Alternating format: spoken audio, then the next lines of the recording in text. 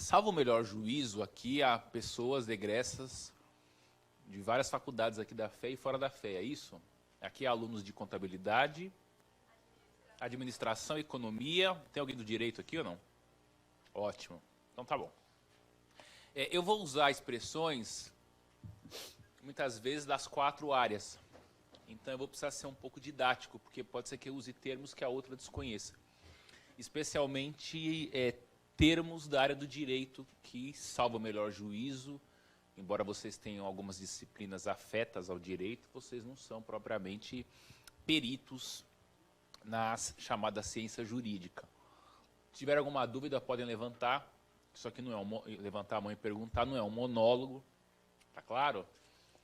Se eu bem entendi o espírito daquilo que me pediram, eu estou sendo convocado para falar a vocês um pouco, dentro do contexto de gestão pública, sobre a gestão pública que se debruça sobre as coisas dos sistemas de justiça, né? Basicamente, a gestão, se é que é possível falar, né, nisso, uma gestão judiciária, não é?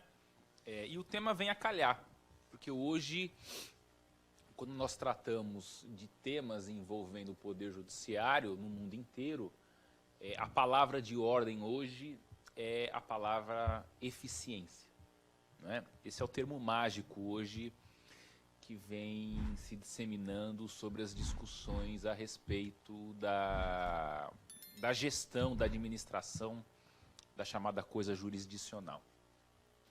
E o tema é relativamente novo. Vocês são mais novos, creio que já nasceram no finalzinho dos anos 90, a maioria de vocês, né? Então, não se debruçaram sobre um poder judiciário que traz ainda resquícios de bastante ineficiência. Em certo sentido, o poder judiciário evoluiu muito nessa matéria, mas ainda deixa muito a desejar, não é? Especialmente aos olhos de estudantes que abraçaram carreiras que são marcadas pela nota da eficiência, né? Muitos dos senhores serão economistas, gestores de empresas, contabilistas, e vão lidar com uma realidade empresarial que muitas vezes é incompatível com algumas lentezas, com algumas ineficiências e com alguns burocratismos que são próprios à gestão da coisa pública, pelo menos do ponto de vista tradicional, né? Nós vamos falar aqui de como isso tem mudado desde os anos 80 e 90, com o New Public Management, como isso chega ao Poder Judiciário, mas de qualquer forma, o que já se começou a perceber desde o final dos anos 80 e maiormente ao longo nos anos 80 e 90, é que esse problema da morosidade dos processos no Poder Judiciário é um problema universal. Todos os países do mundo, em maior ou menor medida, sofrem disso. Alguns com mais requintes de crueldade, como o Brasil, não é? Outros com menos, não obstante sejam um país de terceiro mundo, como a Índia. Países de primeiro mundo com baixo congestionamento de processos, como os Estados Unidos, e outros de primeiro mundo com altíssimos índices de congestionamento equiparáveis a países africanos, como a Itália. Vejam que interessante, a Itália é recordista de condenações por morosidade processual junto à Corte Europeia de Direitos Humanos, que fica sediada numa cidadezinha da Alsácia-Lorena chamada Estrasburgo, ali na fronteira da França com a Alemanha. Muito que bom. Se todos os países, em maior ou menor medida, sofrem deste problema, e isto é um problema muito sério, não só porque isso gera insatisfação do cidadão que é jurisdicionado, do cidadão que, como parte, vai até o Poder Judiciário reclamar que lhe seja concedida uma tutela jurisdicional. Isso também influencia no cálculo do risco país, não é? Eu não sei se vocês sabem, mas essas agências de cálculo de risco têm como um dos seus fatores dentro da equação de cálculo o risco judiciário. E basicamente 3 componentes integram esses cálculos. quando a gente apura o fator judiciário. Primeiro, morosidade processual. Segundo, permeabilidade à corrupção. E terceiro, instabilidade dos entendimentos, quando a jurisprudência é muito fluida. Oi? Morosidade quer dizer aquilo que é moroso, aquilo que demora. Moroso é o adjetivo da demora, né? Que é um substantivo. Mora gera demora, né? Ou seja, é tudo que é lento. Né? E a gente sabe que os processos no Brasil tradicionalmente são lentos, mas como eu digo, isso não é um problema só do Brasil. A gente precisa perder um pouco essa síndrome de vira-lata, de achar que nós somos só primeiro-mundistas no futebol e na música, né? E nas nádegas de nossas mulatas que fazem inveja às europeias. Não. Em algumas coisas, em sistema de justiça, o Brasil é até muito bom. Né? Mas, de ordinário, sofre de alguns problemas. Se a gente pegar esses 3 índices, o Brasil ainda tem muitos tribunais permeáveis à corrupção, especialmente tribunais do centro-oeste para cima. É onde há a maior detecção de problemas de corrupção. Nós temos um problema muito sério no Brasil ainda de instabilidade de jurisprudência. Basta que vocês vejam o que aconteceu com o Lula no julgamento do Supremo Tribunal Federal. O Supremo estava quase para mudar de jurisprudência. Já tinha mudado, né? Vocês devem ter acompanhado, até eu posso falar. O Supremo sempre entendeu que não era necessário o trânsito em julgado para que, ante uma condenação em segunda instância, o acusado já cumprisse imediatamente pena. Não é isso? Aí, lá pelos idos de 2003, o Supremo mudou de opinião, fez uma leitura um pouco mais sintonizada com a jurisprudência da Corte Interamericana de Direitos Humanos, que é sediada em São José da Costa Rica. E agora, recentemente, né, resolveu revisar o seu posicionamento, e aí os ministros ficaram numa sinuca de bico. Nós vamos mudar de novo de jurisprudência. E por que essa preocupação com instabilidade? Por que isso entra no cálculo risco de um país? Porque ele é um investidor diante dessa fluidez de entendimento. Você não sabe se o imposto é devido ou se não é, se você tem determinada encarga trabalhista ou não tem. Quer dizer, isso influencia no cálculo, isso influencia na apuração de risco, porque tudo isso gera custo. Né? Você precisa ter planejamento para investir seu dinheiro num determinado país. Então, países que mudam muito de jurisprudência, países em que os juízes são muito suscetíveis à corrupção, são países em que, em tese, você tem um desestímulo a investimento. Não é? Então, e tanto mais um país que tem muita demora para julgar processo. Isso é interessante no modo de produção capitalista. O capitalismo tecnológico globalizado, ele explode o grau de litigiosidade. E por uma razão muito simples. Porque a fonte jurídica motora do modo de produção capitalista é o contrato. Né? E a contratação num modo de produção como esse é uma contratação massificada. Quanto mais massificadas as relações contratuais, aumenta o índice, o risco de disseminação de litígios. Né? Então, vejam que a litigiosidade é crônica ao modo capitalista, mas, ao mesmo tempo, o próprio modo capitalista, por razões de segurança jurídica, exige que esses litígios sejam resolvidos pelo Poder Judiciário no tempo mais curto possível. Né? Isso é um dos paradoxos jurídicos do capitalismo. Né? E não vai aqui nenhum juízo positivo ou negativo de valor. Tá claro? Então, isso é um problema mundial. Todos os países do mundo começaram a se atentar que eles também, fora do Brasil, dentro do Brasil, na América Latina, na Ásia, na África, na Europa, todos têm problemas de morosidade. Então, obviamente, que isso começa a gerar a tendência de esses países se reunirem, de esses países em bloco estabelecerem algumas diretrizes continentais ou intercontinentais para resolverem problemas comuns de morosidade processual. Começa a aumentar o intercâmbio de juízes. Cada vez mais os juízes viajam para fora de seu país para participarem de associações internacionais que congregam membros do Poder Judiciário para dialogarem, para dividirem as suas angústias e compartilharem soluções. Qual é o efeito imediato disso? As legislações em matéria processual, para quem não tem informação, o direito processual é o ramo do direito que regula o trâmite dos processos em juízo.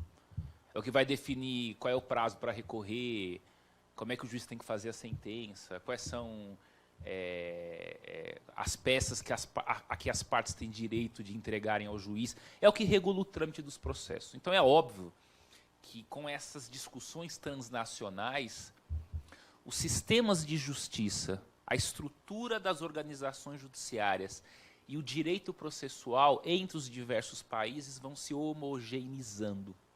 Começa a haver uma espécie de padronização de soluções.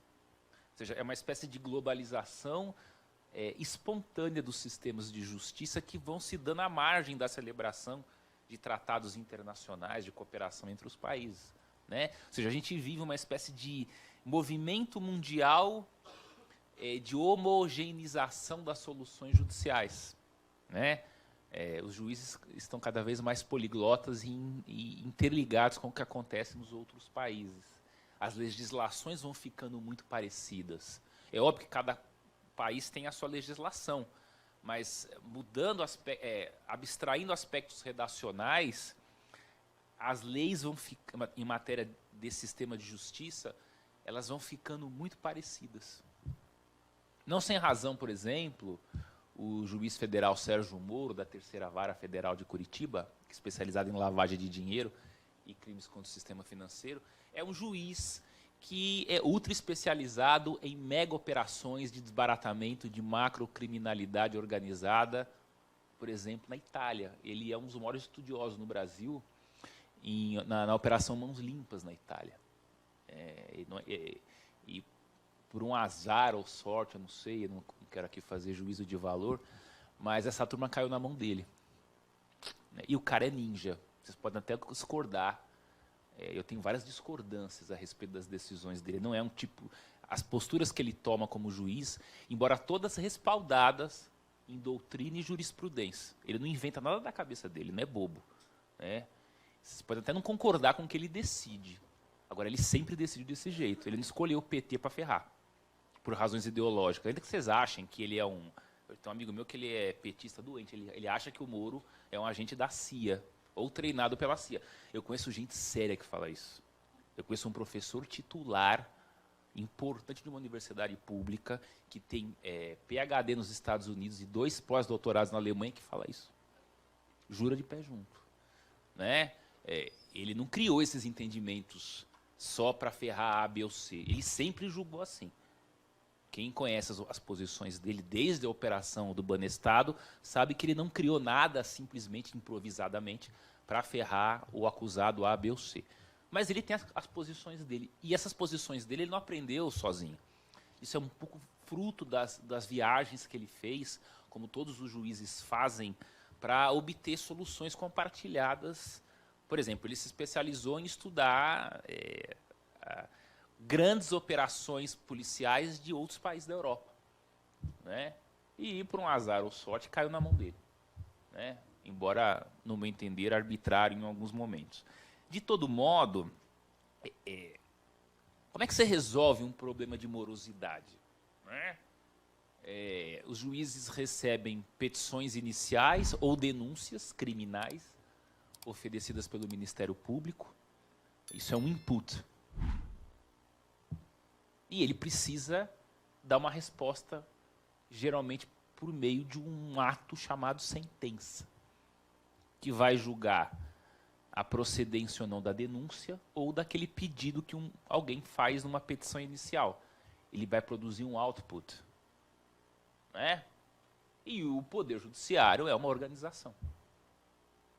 Então, obviamente que basta você somar A mais B para entender que o Poder Judiciário, como uma organização que recebe estímulos e precisa dar respostas, precisa lidar com um problema de eficiência, né? Não só na relação input-output, mas cada vez mais na relação output-goal, né? São as duas dimensões da noção de eficiência, pelo menos as duas noções clássicas. Não basta o judiciário se preocupar em sentenciar com a mesma rapidez com que recebe demandas. É preciso saber se o que ele vai produzir vai ser suficiente para o alcance das metas que forem estabelecidas aos juízes. Muitas vezes a meta é você enxugar a vara judicial em que você trabalha. Então, se eu recebo 500 petições iniciais por mês e eu dou 500 sentenças por mês, eu estou equilibrado, mas eu não vou perder gordura. Eu me mantenho com o mesmo peso, né? Então, se a meta é reduzir, eu tenho que sentenciar mais. Então, como é que eu faço isso? Não é? Então, o consenso a que foram chegando os representantes do judiciário do mundo inteiro é que o judiciário padecia de um déficit de gerencialismo, né?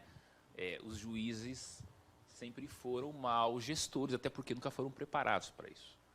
Então, como é que a gente vai agora trabalhar essa relação input-output de processos e uma eventual relação output-goal, não é? E é óbvio que os estudiosos da área começaram a se cercar dos teóricos de gestão de coisa pública que eventualmente poderiam ter uma fórmula mágica para ajudar o judiciário com esses problemas de gestão de processos, né? O primeiro documento escrito nesse sentido no mundo surgiu no âmbito da Comunidade Europeia. Existe um órgão na Comunidade Europeia chamado Comitê de Ministros. E esse Comitê de Ministros do Conselho da Europa, em 1984, editou uma recomendação, a recomendação número 5.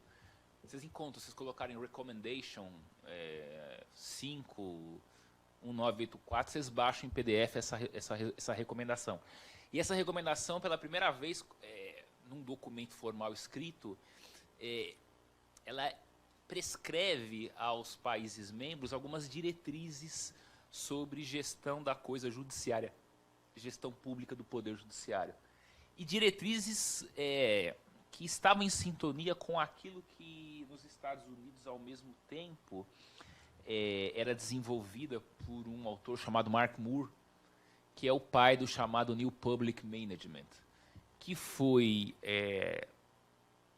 vamos dizer assim, uma doutrina que propugnava o transplante para a gestão da coisa pública dos instrumentos, meios e técnicas do mundo corporativo.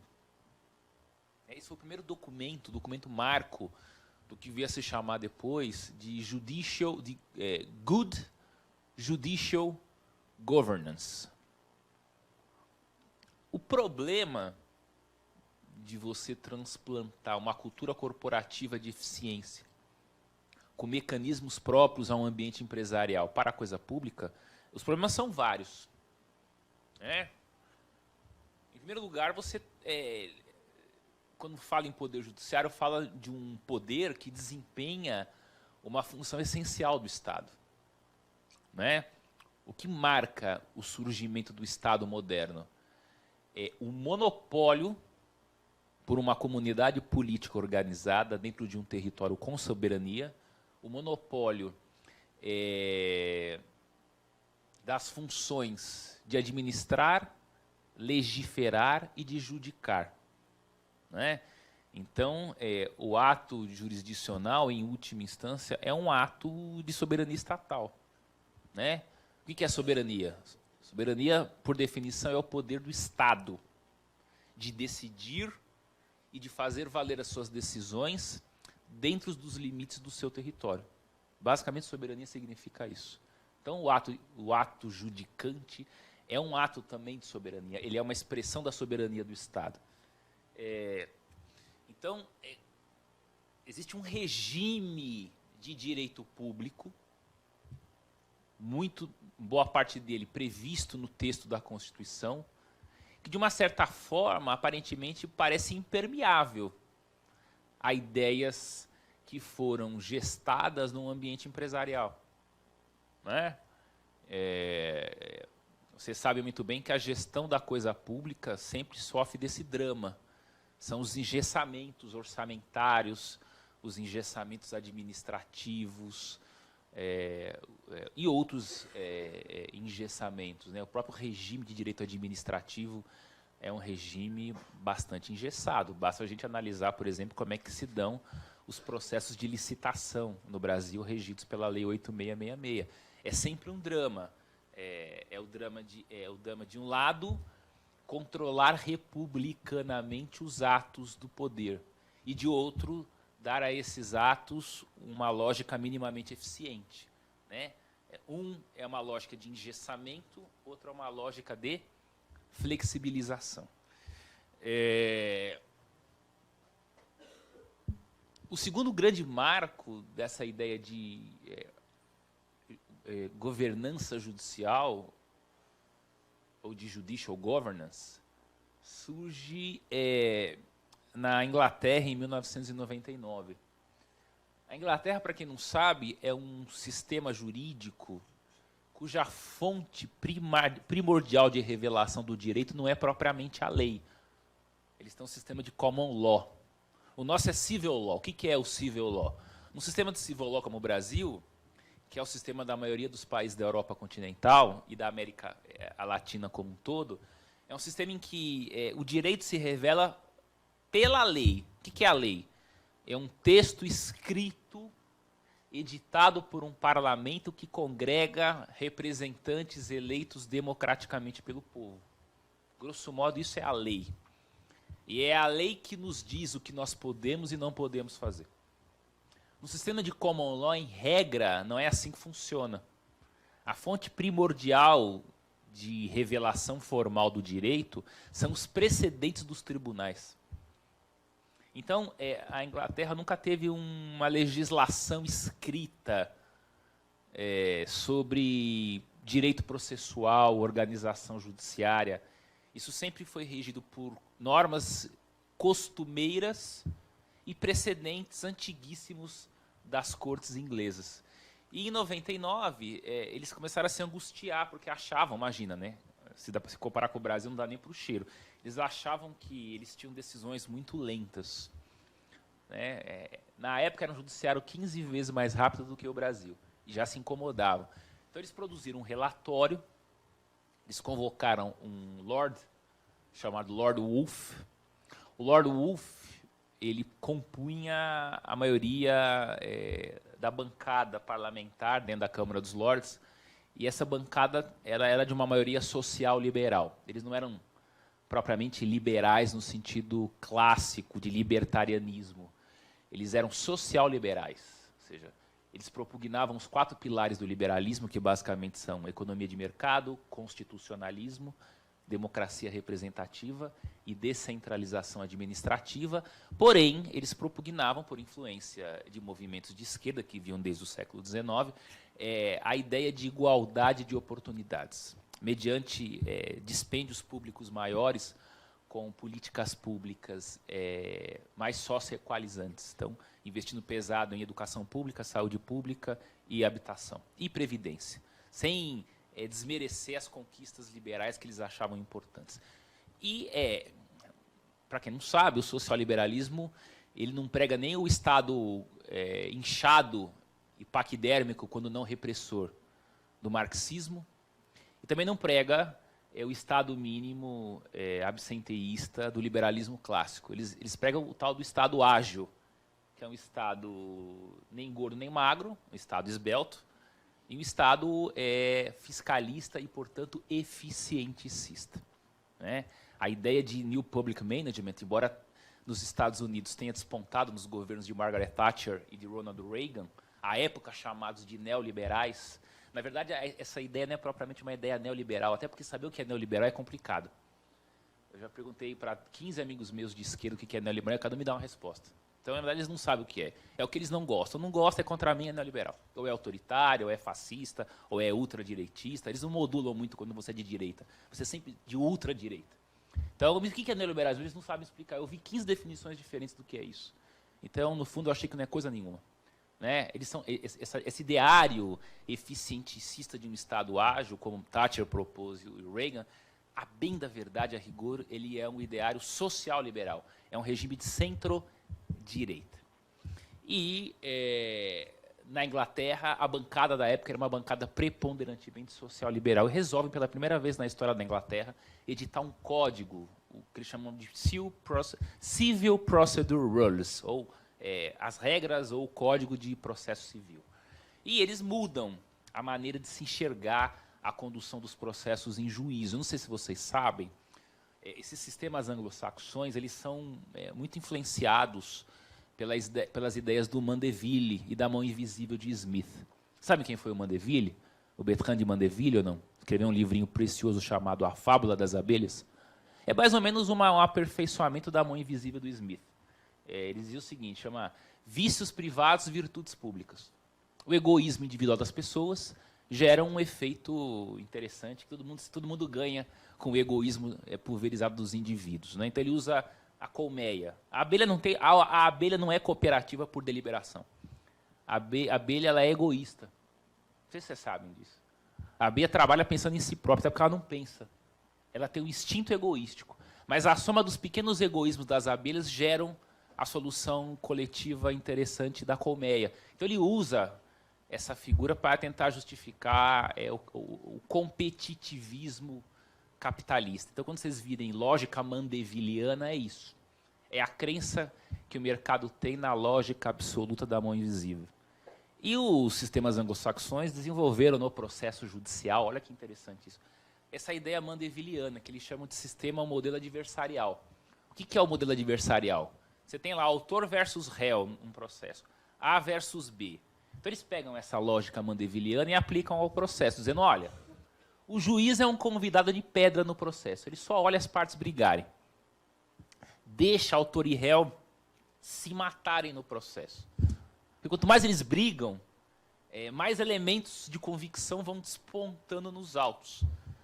Então, quanto mais eles brigam, mais subsídios o juiz tem para decidir. Crer na competição. Como o lobo é homem como o homem é lobo do homem, então deixa eles se matarem, porque é bom eles se matarem. Desse egoísmo duelístico de cada um, o juiz vai sair bem. O problema é que isso tem duas fragilidades. A primeira, os processos demoravam muito. O juiz não tinha controle, as partes ficavam batendo boca até cansar. Segundo, nem sempre isso funciona. Porque se uma parte tem mais poder econômico que a outra, imagina um advogado bom contra um advogado fraco, um autor rico contra um réu pobre. Essas assimetrias de capacidade para litigar em juízo geram problemas muito sérios no processo. Então, os ingleses se convenceram de que era preciso um juiz um pouco mais intervencionista. Não propriamente aquele juiz intervencionista que faz justiça social e é um modelo socialista de juiz. Mas também não é aquele juiz do liberalismo clássico que é um mero convidado de pedra. Um juiz talvez mais gerente, uma espécie de juiz regulador. Um juiz que entra no processo e fixa marcos regulatórios para as partes. Olha, autor, você tem até tal dia para me entregar isso. Ele vai ditando a forma como as partes vão se comportando no processo. E, obviamente, que um juiz inglês era um juiz que precisava dar cabo de resolver os processos o mais rápido possível. Esse juiz começou a ser chamado de managerial judge, o juiz gerente. Alguns até falam em judicial CEO. Um juiz como um CEO. Um juiz gestor como um chief executive officer dentro do processo. Então, esse juiz teria duas incumbências. Fazer os processos andarem rápido e gerir os funcionários, os bens que integram o quadro do Poder Judiciário. O problema desse juiz, que eles perceberam, é que era um juiz sem formação para isso. Os juízes não sabiam fazer os processos andarem mais rápido, eles não sabiam gerir seus funcionários, eles não tinham liderança motivacional, enfim. Isso começou a virar um problema. Na Itália, eles criaram 2 cargos. Então, cada vara judicial a qual você ia, você encontrava o juiz, que julgava, e um administrador judicial, que era um outro funcionário. Houve sérios problemas, porque você criava uma bicefalia de comando, né? O juiz não queria se submeter às metas do seu administrador, porque ele achava que aquelas metas, muitas vezes, eram ilegais. O administrador com uma ética de resultados e um juiz com uma ética de meios. Isso dava pau. Isso gerou uma bicefalia, isso foi abandonado. E os americanos perceberam isso muito rápido e começaram a investir na formação gerencialista dos seus juízes, né? Quando você vira juiz federal nos Estados Unidos, lá não tem concurso para juiz federal, você é escolhido pelo presidente da República. E aí você se candidata, é que dá para você pleitear um cargo. Aí eles formam uma lista, essa lista é reduzida a uma lista tríplice, aí o presidente escolhe um a cada 3 da lista. Aí o sujeito vai fazer uma escola de formação nos Estados Unidos, em Washington. Eles chamam de American Judicial Center. É o Centro Judicial Americano. E lá os caras ficam 1 ano se formando e eles começam a produzir umas apostilas nos Estados Unidos. Lá tem várias apostilinhas. Os juízes recebem. E uma apostilinha lá chamou a atenção. Essa apostila chama The Case Management. Ao pé da letra é o gerenciamento de casos ou de processos. Então lá se chama The Case Management, 2 pontos. A Pocket Guide for Judges, né? Um guia de bolso para juízes. Foi escrito por um cara chamado William Schwartzer e o Alan Hirsch, que era o assessor deles. Vocês entrarem no www, se for lá American Judicial Center, vocês vão encontrar o PDF desse livro inteiro. Então, nesse livro, eles davam aos juízes algumas instruções. Depois eu vou explicar como, muito inspiradas na filosofia do Just in Time, que é uma filosofia típica de governança, como fazer os processos andarem mais rápido, como gerir os recursos da vara judicial, enfim. E os juízes começaram a aplicar. Os juízes se formavam, iam para os seus tribunais, para as suas cortes, e começavam a aplicar essas técnicas sem previsão em lei. É muito doido isso, né? Os americanos começaram os juízes federais americanos começaram a usar essas técnicas de governança nos processos sem previsão legal, inspirados numa apostila, que hoje é famosíssima, né? Porque é uma apostila que tem mais força do que lei nos Estados Unidos, entre os juízes federais, norte-americanos. É muito comum você ler aquela recomendação europeia e essa apostila e ver que tem diretrizes muito parecidas, né? Existem algumas palavras mágicas nesses diplomas dirigidas aos juízes. Primeiro, sempre uma ideia de particularização das soluções para cada caso, que a gente chama de customização, né? Os juízes olharem para cada caso e se aperceberem de que aquele caso tem que ser tratado de uma maneira diferente. Então, definir uma sequência procedimental diferente, negociar com as partes prazos diferentes do que o prazo previsto na lei. Portanto, uma ideia também de individualização, de fragmentação e de ou seja, uma ideia de adaptação, né?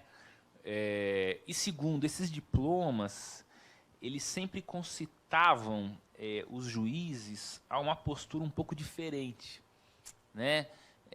Sempre diretrizes no sentido assim, o juiz precisa ser um sujeito muito plástico, precisa ser um cara informal, precisa ser um bom motivador de equipe, precisa ser um cara antenado com tecnologia, especialmente com gestão computacional.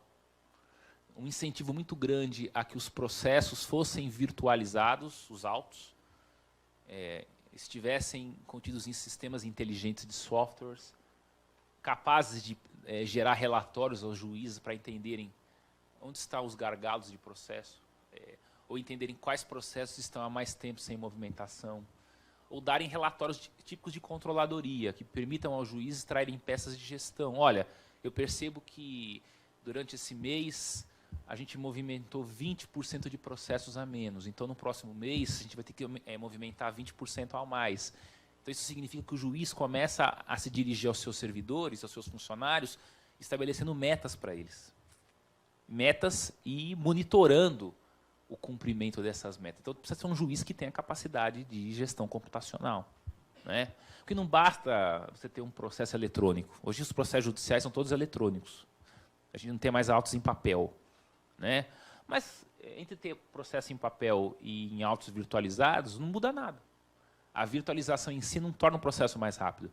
O que ela permite é, a partir do seu software, gerar ao juiz planilhas que permitam a ele entender onde estão os gargalos de processo. Ele consegue entender o desempenho de cada funcionário, qual funcionário está produzindo menos do que o outro, né?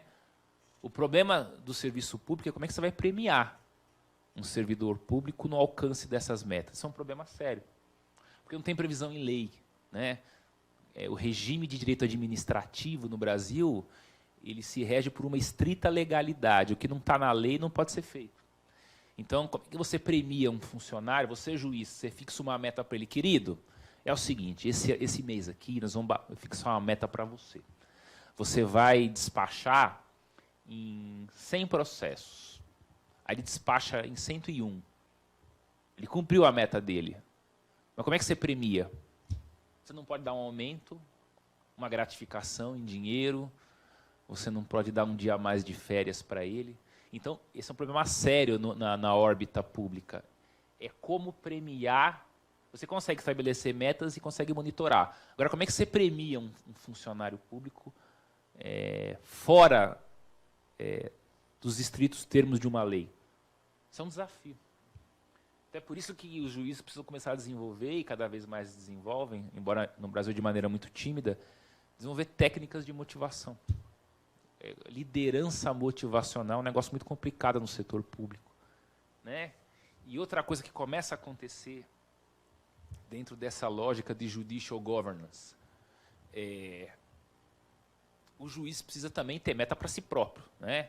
Se ele recebe por mês 600 novas demandas, ele tem que, no mínimo, dar por mês 600 sentenças. O problema é o seguinte, como é que eu vou dar 600 sentenças sozinho? Eu tenho que fazer 5 audiências por dia, de segunda a quinta. Tenho que receber advogado. Tenho que tirar a dúvida dos meus servidores. Não é? Eu acordo, faço academia, cumpro 8 horas de trabalho, tenho namorada, né? Eu vou para o restaurante, vou para o motel, vou curtir a vida. E também trabalho. Então, como é que eu dou conta de sozinho dar 600? Vocês têm noção do que são 600 sentenças por mês? Há várias que recebem 800 processos novos por mês. Você precisa dar 1.000 sentenças por mês. Geralmente, cada vara tem 2 juízes e 12 servidores. Como é que você dá conta sozinho? Tendo que fazer, às vezes, por semana, 20 audiências. E ainda receber advogado, ainda tirar dúvida, ainda responder a relatórios, porque a gente tem vários relatórios. A gente cumpre muitos relatórios, né? Para a corregedoria, para o CNJ, tem 1.000 documentos de controle a que os juízes são submetidos. Como é que você faz 1.000 sentenças sozinho no mês? Você não faz. Mas se não fizer, você explode. Então, como é que você resolve o problema? É simples. Você delega. O que começa a acontecer no Poder Judiciário? Do mundo inteiro. O juiz começa a se libertar da execução material do ato de julgar. Ele perde o controle sobre a execução material da sua atividade principal. E ele começa a mais migrar de um executor para a figura de um supervisor. Por isso a expressão managerial judge. Ou seja, começa a se desenvolver ao largo dos gabinetes dos juízes um staff assessorial, um staff de assessores. Eu digo sem medo de errar, a justiça moderna, ou a justiça pós-moderna, é uma justiça de assessores. Então, o que começa a acontecer é que os juízes vão se desgarrando da atividade fim, porque não dão conta de fazer aquilo tudo sozinho, e se tornam supervisores, fixadores de metas, estimuladores de equipe, monitores no cumprimento dessas metas e orientadores. Eles vão orientando os seus assessores como eles querem que aquele caso seja decidido. E olha que muitas vezes os juízes não conseguem nem ler o que assinam, até porque assinam em bloco. Depende.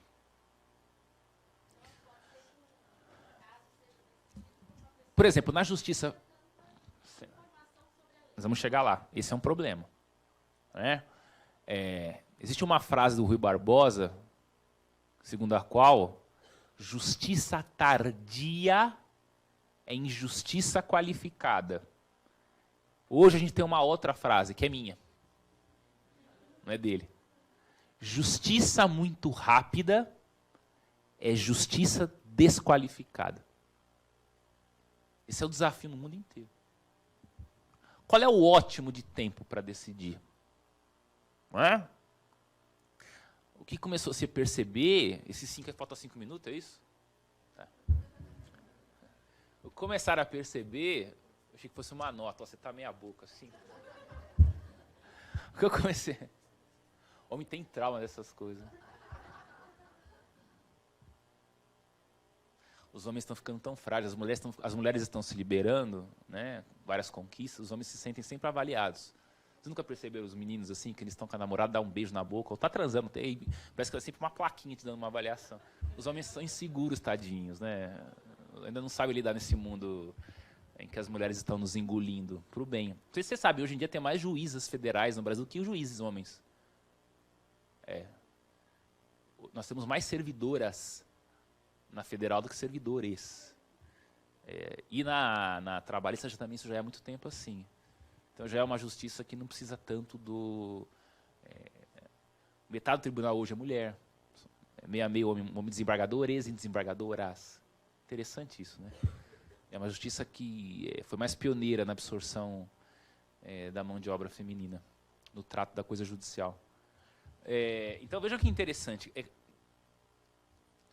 Começa a haver um contramovimento, porque essa pressão enorme para a produção, é uma linha de produção fordista. Hoje o judiciário é isso. O judiciário virou uma fábrica de linha de produção fordista decisória. Os juízes decidem de baseada. E muitas vezes assinam sem ler. Então como é que eles fazem controle de qualidade? Por amostragem. Os seus assessores te minutaram 100 modelos de sentença. Não, 1000 modelos de sentença num mês. Como é que você lê aquilo tudo? Não lê. Você consegue fazer, quando muito, um controle por amostragem. Ou controles internos entre os funcionários de freio e contrapeso. Um funcionário minuta, o outro vai e revisa. Ou o estagiário vai lá, o estagiário é bom de português, faz um pente fino na redação, em língua portuguesa. É isso que a justiça é essa. Isso é para o bom, isso é para o bem e para o mal. Não é? Então, é preciso tomar cuidado. E como é que tem funcionado esses sistemas hoje? É assim, como é que é a filosofia do just in time? Que hoje é uma filosofia que impregna muito a gestão da coisa judiciária. O que é o just in time? É muito simples. Você tem uma linha de produção e você recebe uma encomenda. Certo? Você tem que gerar o produto final, que vai ser o output. Mas tem que atingir um goal, uma meta, porque o cliente quer aquilo em 15 dias. A sua linha de produção é feita para fazer aquele produto em 30 dias. O cliente quer em 15, você vai perder o cliente? Então, o que você começa a fazer? Você começa a flexibilizar a cronologia de cada etapa da linha de produção. Você vai falar para o cara da porquinha, ó, amigão, geralmente você enrosca 5 porcas por dia. Vai ter que começar a enroscar 15, porque esse cliente eu preciso que você enrosque 15. Para chegar lá no final, todo mundo somadinho dá os 15 dias que ele quer. Ou então, o cliente que agora não quer em 15, quer em 20. Ó, você não precisa mais agora enroscar 15, enrosca 10, porque isso vai me permitir que em 20 dias eu entregue para aquela encomenda o produto requisitado. Então, é lógico que o ideal de uma filosofia de just in time é que entre o input e o output eu tenho um tempo tendente a zero. É tendente. Né? Na justiça é a mesma coisa. Começa a entrar a filosofia do just in time. O ideal é que entre a demanda que é distribuída lá no setor do protocolo E a sentença que eu publico, o ideal é um tempo tendente a zero. Não tem tendente a zero porque não tem justiça fast food, né? Por mais que queiram. E, ademais, é uma pena que não haja pessoas de psicologia aqui. Tem alguém de psicologia? Então, ademais, existe um problema sério de enviesamento mental, né? De enviesamento cognitivo. O povo de psicologia no Brasil não conhece muito isso, porque isso é muito behavioral psychology, né? Aqui, o Brasil é muito psicanalítico, para bem e para o mal, né? Aliás, só o Brasil a psicanálise prepondera. O Brasil, a Argentina e a França. Ninguém dá bola para isso. Todo mundo no mundo inteiro é comportamentalista, né? Não é à toa que os últimos Nobéis de Economia são todos psicólogos. Vocês viram o último, Richard Thaler? Ele é um estudioso de psicologia comportamental cognitiva aplicada a decisões econômicas. Antes dele, aquele cara famoso, Daniel Kahneman, né? Os psicólogos estão dominando a economia, porque eles entenderam o negócio seguinte, então pensar rápido, pensar devagar, quanto mais você tem pressão para decidir rápido, mais atalho mental você gera. E atalho mental gera economia de glicose. O problema disso é que você simplifica as decisões. Então você tem decisões subótimas. Isso é um problema sério no Poder Judiciário que se pretenda gerencializado. Quanto mais pressão para decidir rápido, o instinto é natural. É você criar atalhos cognitivos. E quando você cria atalho cognitivo, você tende a simplificar a solução. Porque você tende a eliminar informação relevante. O cérebro vai dissipando informação relevante para minimizar o número de informações para o cérebro processar o mais rápido possível. Ou seja, isso comprova que decisão rápida é decisão desqualificada. Então, ao mesmo tempo que o judiciário aumenta a sua produtividade, cai virulentamente a qualidade das suas decisões, né? Sem contar com outro problema. O processo não é do juiz. O processo não é um método. O processo na justiça é uma garantia do jurisdicionado. A lei fixa um procedimento que o juiz tem que seguir. Porque este procedimento o manieta, o engessa, para que ele não cometa práticas arbitrárias. Não é sem razão que o processo é previsto na Constituição, lá naquele rol de garantias individuais do cidadão, que são garantias do cidadão contra o Estado, né? Ou seja, o processo ele tem um caráter contra-arbitrário, e contra-jurisdicional. Então, ele protege o cidadão. Então, às vezes, esse excesso de velocidade que o juiz quer imprimir ao processo, tiram garantias do cidadão. Documentos importantes sobre os quais a parte tem o direito de se manifestar, não se manifesta porque o juiz não deixa. Ou seja, ele priva a parte de se pronunciar sobre coisas relevantes no afã de decidir mais rápido. E para encerrar, tem um estudo na Alemanha interessantíssimo, por um psicólogo comportamental cognitivo, chamado Thomas Musweiler. Ele passou 5 anos estudando os juizados especiais de pequenas causas da Alemanha, que são órgãos que têm muita pressão por produtividade, que é onde está o grosso dos processos, que é processo de gente pobre. Né? Gente que quer benefício do INSS, benefício assistencial, lá é outro nome, não tem INSS, né? Enfim, tem a Previdência Alemã. Então, tem muito processo. E aí, esses juízes são muito pressionados, como no Brasil, a produzirem muitas sentenças. E esse cara, o Thomas Musweiler, ele é especializado em psicometria. Ou seja, ele desenvolve modelos estatísticos e matemáticos para a quantificação de fenômenos psíquicos. É uma área super nova, no Brasil ninguém conhece isso, pouca gente fala sobre isso. Ele desenvolveu estudos, ele é um especialista em psicometria da inteligência, ou seja, aferir plasmagem de inteligência nos atos. Ele aplicou esse método para estudar a plasmagem de inteligência ou de tempo despendido com inteligência para as decisões nesses juizados de pequenas causas alemães. E ele, a constatação é estarrecedora, né? Ele falou o seguinte: um juiz sob pressão gerencial por produtividade em órgãos que decidem em massa, tende a julgar na Alemanha com 30% a 40% a menos de inteligência do que um juiz de uma vara comum. Ou seja, você perde 1/3 de energia inteligente para decidir nesses processos. Você gera atalhos mentais, julga mal. Não é? E isso não é um problema do Brasil.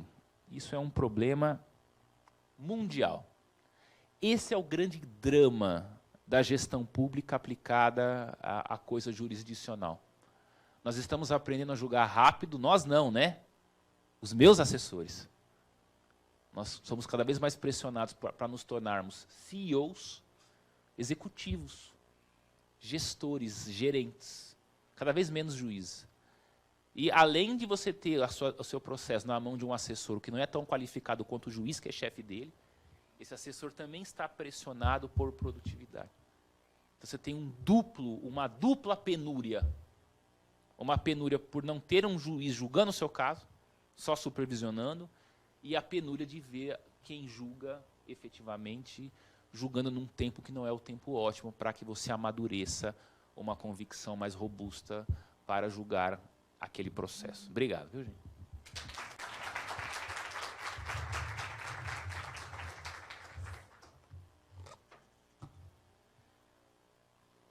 Bom, muito obrigada, Vossa Excelência. Foi Vossa Excelência, mas que frescura. Obrigado. Muito obrigada, assim, Eduardo José. Quando você se dirige a algum juiz, você fala assim, Vossa Excelência. Quando você está falando de um outro, Sua Excelência. Vocês nunca viram quando os ministros do Supremo se xingam? Um fala assim, pô, Vossa Excelência, aí quando um fala do outro, mas Vossa Excelência é ruim, mas Sua Excelência, o fulano de tal, é pior. Isso é uma dicção que vocês usam no ambiente judiciário, aqui não precisa falar, tá? Me chama de Eduardo, não precisa nem de doutor, tá bom? Tudo bem. Bom, a gente pode abrir um tempinho para perguntas? Deixa eu ver que oração, peraí. Tá. Pode sim, vamos lá. Eu tenho até as 5h30. Ok. Bom, alguém tem alguma pergunta? Todo mundo, né? Várias. Eu vou levar o microfone até vocês. Vou levar aqui primeiro. Boa noite. Oi, tudo bom? Boa tarde, né? Boa tarde. Eu tenho uma pergunta sobre essa pressa que o judiciário tem em ter que tomar decisão. É como se fosse mais um modelo americano do que japonês de qualidade, vamos colocar assim. A diferença é que o Japão tem pouco processo. Ajuda, né? Você não acha que, com o tempo, vão acontecer muitos erros e vai desgastar a imagem da justiça? É como se a justiça não fizesse mais justiça? Eu acho, isso já está acontecendo. Eu fiquei 5 anos sem entrar no Facebook, entrei agora, aguentei um mês. Não, gente, tá trash aquilo, né? Assim, virou... tá pior que o inferno de Dante, assim. Eu recebi 5 nudes em 2 horas de Facebook. Nudes gays e nudes de mulheres. Falei, caraca, o negócio tá trash, isso aqui tá punk. Por que eu tô falando disso? Porque eu tomo um susto quando eu vejo... Eu peguei o julgamento do Lula agora da HC e as pessoas, tipo, se referindo ao ministro do Supremo como se fosse o Zé da esquina. Pessoas assim... a democracia digital deu voz a idiotas. Em massa. Virou existe um livrinho, gente, sem ideologia, tem um autor pouco lido no Brasil, um filósofo. É que o pessoal tem preconceito porque ele é muito ligado com o Olavo de Carvalho, mas não é culpa dele. Ele morreu antes do Olavo existir, que é o Mário Ferreira dos Santos. O Mário Ferreira dos Santos escreveu um livro chamado A Invasão Vertical dos Bárbaros. Leiam esse livro. Ele só não é mais profético do que um outro, chamado A Rebelião das Massas, do Ortega y Gasset. Leiam também esse livro. A gente vive a era do homem-massa. Então o homem-massa chega no Facebook e fala o que acha que tem que falar. Né? O cara mal sabe... o cara mal tem o primeiro grau, não que ele não possa ter opinião crítica sobre aquilo. Mas não entende o que está falando. Né? Então, o ministro é um retardado, porque o cara é de direita, o cara é bolsomito, né? O cara é reaça pra caralho, quer intervenção militar, e aí o Gilmar vai lá e dá um voto a favor do Lula. O Gilmar não presta, é um escroto, xinga de palavrão. Então, a imagem do judiciário já está desgastada. Né? Você vê muita gente assim, que não entende nada de processo penal, falar a idiotices do Moro. Eu não concordo com o Moro em muitas coisas. Mas eu ouço assim, uns absurdos de alguns jornalistas, assim, umas coisas assim, o cara não sabe o que está falando. Ele não teve nem o pudor de estudar. Então, o judiciário é a bola da vez. Né? Dizem que a gente viveu no século XIX a era do poder legislativo, no século XX a era do poder executivo e das grandes ditaduras, né? de grandes chefes de Estado, grandes chefes de governo, e agora dizem que o século XXI é a era do poder judiciário. Isso tem uma série de problemas. Né? Isso traz vários desgastes. Em primeiro lugar, os juízes não são eleitos.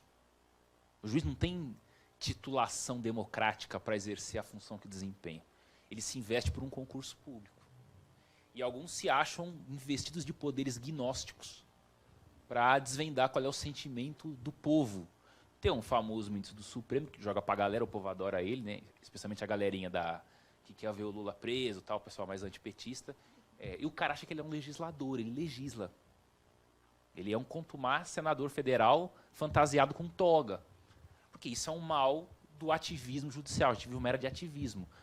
Né? O executivo desempenha mal a função administrativa, o legislativo desempenha mal a função legislativa. Qual é a tentação? Apostar no poder judiciário. Como se os juízes tivessem formação suficiente para lidar com gestão de coisa pública. Um cara que não entende de orçamento, que não entende de contabilidade pública, que não tem legitimidade democrática para fazer o que está fazendo. Então o judiciário já está desgastado, ele já é a pauta do momento. É sério isso. Esse dia eu falei para o meu pai, quais são os 11 ministros do Supremo? Meu pai mal tem o 2º grau, ele sabia todo mundo. Ele sabia os 11, nem eu lembrava. Eles pararam. Falei, meu pai jogou futebol, meu pai foi profissional. Falei, qual é o time do Brasil? Os 11, ele pensou. Ele falou, e deu uma gaguejada.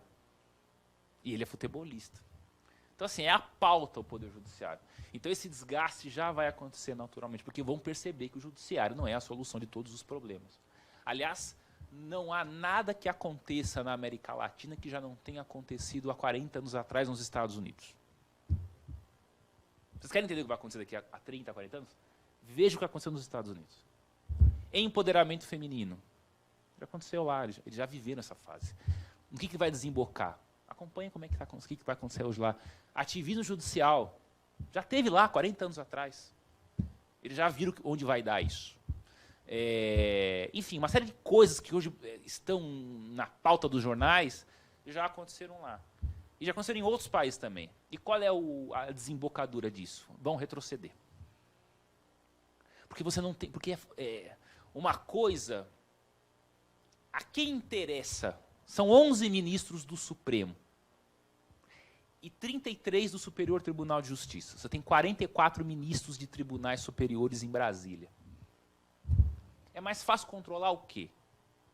300 e tanto parlamentares, 200 e tantos chefes de poder executivo, 7.800 juízes de primeira instância ou 44 ministros dos tribunais superiores em Brasília. A quem interessa essa ditadura dos tribunais superiores? Essa ditadura do poder judiciário de cúpula? Quer saber quem manda? Segue o dinheiro. É simples, gente. É simples. A alguém interessa isso. Né? E interessa para os dois lados. Não vamos pensar em ideologia, interessa ao capital, interessa a alas da esquerda também. Porque uma série de conquistas da New Left só foram possíveis porque o judiciário, rasgando o texto da Constituição, implementou. Foi um judiciário ativista, sintonizado com pautas da nova esquerda, como união homoafetiva, como aborto, que logo logo é uma questão de tempo o aborto. O judiciário está em vias de descriminalizar o aborto, rasgando o Código Penal. Não estou aqui discutindo se tem que ter aborto ou não, mas a esfera para debater não é a canetada de um ministro do Supremo. Isso é um âmbito de discussão muito mais amplo. Isso é uma questão a se discutir no parlamento. Então, isso já aconteceu nos Estados Unidos, e eles se cansaram. Esse vai ser o fim. Os juízes, uma hora, vão começar a sofrer mordaça, porque os juízes estão descontrolados. Então, existe um problema sério. Além de falta de legitimidade democrática para fazer o que fazem, isso é um problema sério na justiça. Existe a rapidez que gera má qualidade de decisões. Você quer ver um problema sério que a justiça tem hoje? É assim. Você é juiz num pequeno município, uma comarca. Aí o Ministério Público resolve entrar com uma ação porque aquele prefeito não tem desenvolvido bem uma política pública de educação. Existe um déficit de 400 cadeiras para alunos. Então, tem mais aluno, ensino fundamental, do que escola para receber. Tá claro? E aí o promotor ajuiza uma ação para que o judiciário compila o Poder Executivo Municipal sabe-se lá com que dinheiro. E dinheiro vira um detalhe nessas horas. Né? Esse povo acha que existe almoço de graça, que dinheiro brota. Não é? Todo dinheiro tem um preço. Direito custa. Não é? E nós vivemos num meio de recursos finitos. É mais necessidade do que bens para satisfazer. Não é isso que vocês aprendem na economia? É? Então, a gente tem um problema sério aí. Direito custa. E aí o sujeito vai, agora vai ter 400 vagas para as crianças. Tá bom. O juiz condena a prefeitura a fazer, aí fixa um prazo cabalístico lá, 2 anos, atrasou multa de 1 bilhão por mês. Quem vai pagar a multa de 1 bilhão não é o prefeito, é a prefeitura.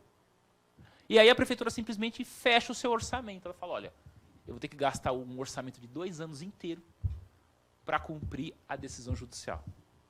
Vai faltar seringa, vai faltar esparadrapo, vai faltar pagar os servidores públicos, vai faltar dinheiro para fechar a previdência dos servidores municipais aposentados, vai faltar dinheiro para pagar a remuneração dos professores, vai faltar dinheiro para políticas ambientais, vai faltar dinheiro para tudo. Só para cumprir a decisão do juiz. Isso acontece todos os dias. E qual é o critério que o promotor de justiça usou para escolher a educação e não escolher, por exemplo, a habitação? Que é um problema também sério no município. É uma decisão totalmente aleatória. Totalmente aleatória. Às vezes o promotor é assim, meu pai foi professor. Todos merecem a educação. Mas ela é uma pasta de tantas. Então, meu pai foi professor.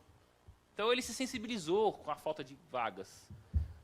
Só que ele esqueceu que também tem que comprar esparadrapo, cibalena,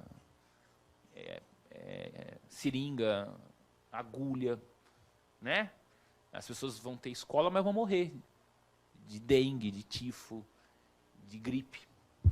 Então, isso é um problema sério no Brasil. Essa interferência do judiciário vai desgastando, vai expondo a imagem do juiz na imprensa e na opinião pública e vai cada vez mais mostrando que o juiz não tem tanto preparo assim.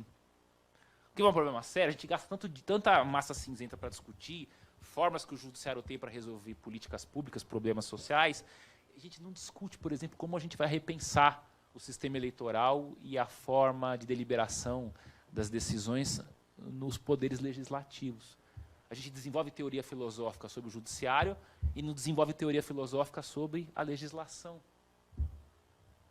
É mais cômodo você apostar num juiz do que repensar os sistemas de representação democrática. Então, tudo isso desgasta. E esse vai ser um desgaste com o qual o judiciário vai ter que lidar, até que aconteça aquilo que aconteceu nos Estados Unidos, recuar. Os juízes precisam entender que eles não têm preparo técnico para serem gestores. Como é que você escolhe um juiz gestor num concurso público? Você não escolhe. Como é que você vai criar um tipo de concurso público capaz de captar talentos em gestão? Concurso público não te exige isso. Não cai isso no concurso para juiz. Tem que ter lá direito civil, processo civil, direito penal, direito administrativo, 14 matérias, prova oral, prova de sentença, investigação social, acabou, você provou, você é juiz. Como é que você capta um talento gerencial? Ainda mais sem previsão em lei. Entendem? Então, o judiciário, uma hora, vai precisar recuar, nós vamos precisar amadurecer como civilização, vamos amadurecer. Gente, o mundo é uma merda. Isso aqui é uma bosta. Eu gosto de cachorro, eu não gosto de gente. Merda, ser humano eu não sou espírita, mas os espíritas falam que nós estamos num mundo de prova e expiação. Tem fundamentos. Isso aqui é uma droga. Agora a gente precisa amadurecer. Dá para ter utopia? Utopia social não deu certo em lugar nenhum no mundo, gente. Vamos amadurecer. Não dá. Utopia social, a gente precisa viver num mundo de carne e osso. O que dá para fazer nesse mundo de merda? Tem soluções que deram certo, outras que não deram. Então vamos tentar ter criatividade, alternativa, institucional. Mas daí copiar a coisa genocida também não dá. Né? Nem o capitalismo selvagem, nem o socialismo acachapante, que mata as pessoas. Porque mata mesmo. Eu tenho amigos na Venezuela, eu sei o que está acontecendo lá. Tenho 15 amigos professores que estão lá. Eu sei o que está se passando lá. Eu troco e-mail com esse povo todo dia. Quando eles têm coragem de mandar e-mail, porque eles nunca sabem se o e-mail está interceptado. Então, assim, o mundo é isso. A gente tem que ter solução que resolva o que dá para resolver. Apostar no judiciário não vai resolver o problema. Talvez repensar os mecanismos de representação democrática seja uma solução melhor. Mas, para isso, tem que debater no espaço público adequado, que é o parlamento. Ou pressionar. É isso que muda a vida, não é tem que ir pra rua quebrar as coisas, tem que ficar bravo com os parlamentares. Eles morrem de medo da gente, né? Talvez isso resolva, não sei. Tá? Galera, infelizmente, a gente já bateu o tempo. Juiz, a gente pode... Eduardo. A gente pode, para quem tiver mais pergunta, abrir o e-mail para te mandarem ou algo do tipo? Eu não tenho mais Facebook porque eu saí daqui, né? Saí hoje, aliás. Meu e-mail é, quem quiser fazer pergunta, né? Eu já dei aula aqui na FE, não sei se vocês sabem. Uma vez eu dei aula para o pessoal de economia, de Law and Economics. Vocês tiveram aula comigo? Não, alguém teve aqui? Eu dei para o pessoal da noite. Direito e economia. Estudar economia do crime, é uma matéria bem legal. Quando você mistura essas duas áreas, é interessante. Microeconomia aplicada às questões jurídicas. Isso é uma disciplina nos Estados Unidos chamada Law and Economics. Bem interessante. É que depende da economia que você vai aplicar, né? É um Law Economics com base em economia neoclássica, é um Law Economics com base em economia comportamental, que é o que o Richard Thaler faz, Daniel Kahneman, enfim. Bom, Então, meu e-mail é eduardojfcosta@hotmail.com. Aí quem quiser meu WhatsApp, manda um e-mail, eu mando pelo e-mail. Este é mais um conteúdo produzido pela Faculdade de Economia, Administração e Contabilidade de Ribeirão Preto, a FEA-RP USP. Veja todos os nossos conteúdos em vídeo em nosso canal do YouTube ou acesse o site media.fearp.usp.br para acompanhar também nosso podcast.